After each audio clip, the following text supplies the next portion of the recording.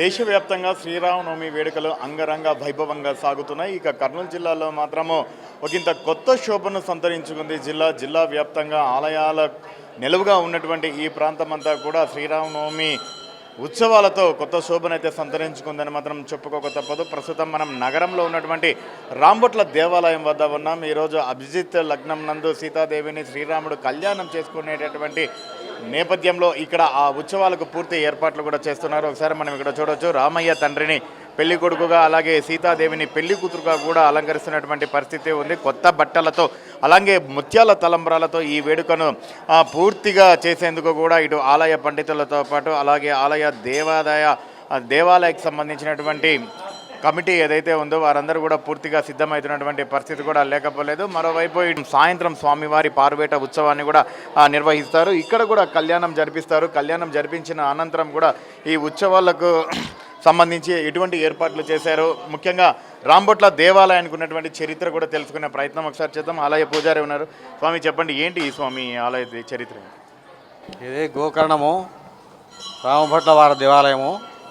ఇక్కడ శ్రీరామనవమి ఉత్సవాలు ఉగాది నుంచి కూడా శ్రీరామనవమి వరకు మహావైభవంగా జరుగుతాయి. అసలు గుడి ఏ విధంగా నిర్మాణం అయిందంటే, పూర్వకాలంలో రామభట్ల వారు అని చెప్పి గోకర్ణం నుంచి వచ్చి ఆయన వాళ్ళ గురువుగారి ఆజ్ఞ మేరకు ఇక్కడికి వచ్చి ఇక్కడ స్థలం సేకరించి, ఇంద్రకండి శేషావధానంలో స్థలం ఇది, ఇక్కడ వచ్చి ఇక్కడ స్థలాన్ని సేకరించి దేవాలయం నిర్మాణం చేసినారు. 1910లో గుడి నిర్మాణం జరిగింది. దేవాలయం కట్టించు అని చెప్పి కొంతమంది ఇటుకలు, కొంతమంది సున్నము, ఈ విధంగా అందరి సహకారంతో గుడి నిర్మాణం చేసినారు.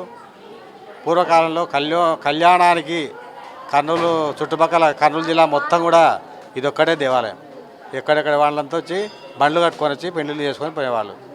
కళ్యాణ రాముడు కాబట్టి ఈరోజు శ్రీరామనవమి రోజున మహావైభవంగా కళ్యాణము తండోపతండాలుగా కర్నూలు మొత్తం భక్తులంతా కూడా ఇక్కడ ఉంటారు. ఈరోజు చాలా విశేషంగా జరుగుతాయి నవరాత్రులు. ఈరోజు ప్రధానంగా ఎటువంటి కార్యక్రమాలు జరుగుతాయి స్వామి? ఈరోజు ఉదయం శ్రీరామ జననం సందర్భంగా రావల వారికి శ్రీరామ అని పేరు పెట్టడం జరిగింది. నామకరణ మహోత్సవం తర్వాత 11 గంటల నుంచి కళ్యాణ వైభవం అంగరంగ వైభవంగా ఆరు బయట అక్కడ మంటపంలో దేవాలయం కళ్యాణం జరుగుతుంది రావల వారిది. తర్వాత రేపు పట్టాభిషేకం ఉంటుంది. ఎల్లుండి మళ్ళీ వసంతోత్సవము, సత్యనారాయణ స్వామి వ్రతము, ఊరి రథోత్సవం కూడా జరుగుతుంది. ఎల్లుండి అంటే 19వ తారీఖు జరుగుతుంది అన్నమాట. ఈ విధంగా ఈ రాములవారి దేవాలయంలో కళ్యాణ మహోత్సవాలు కూడా జరుగుతాయి. వాళ్ళకు అనుకున్న కోరికలు నెరవేర్చే దేవుడు, కోరిన వారికి కొంగు బంగారమై నిలిచే రాముడు కాబట్టి కోదండ రాముడు ఈయన అని చెప్పి ఇక్కడ ప్రాచుర్యం అన్నమాట. ప్రతి ఒక్కరి పెళ్ళిళ్ళు, పెద్ద వాళ్ళ పెళ్ళిళ్ళన్నీ కూడా ఇక్కడనే జరిగినాయి. అది అన్నమాట విషయం.